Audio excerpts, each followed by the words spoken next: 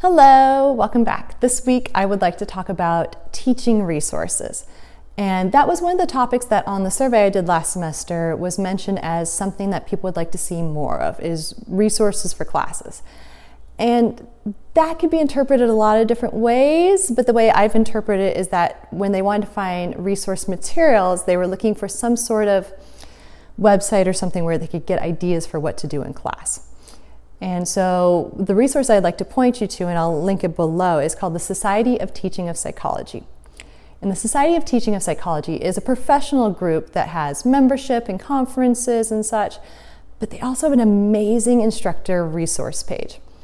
And when I say amazing because often many of the resources are full pieces of scholarship. They will have literature reviews on them on why this particular technique is effective.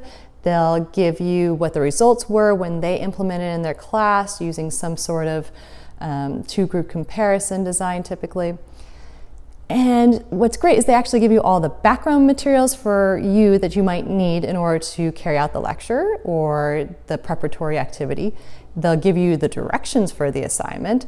They often give you the rubrics for the assignment. They essentially have everything you need from A to Z. And I particularly like the ones that have won their instructional awards. I believe that's what they're called. Yes. I like the ones that have the instructional resource awards. So those are the ones that are the most comprehensive. But even the ones that are somewhat less comprehensive are still great activity starters. So for example, one of the classes that I typically teach is statistics, and we do some sort of miniature research study.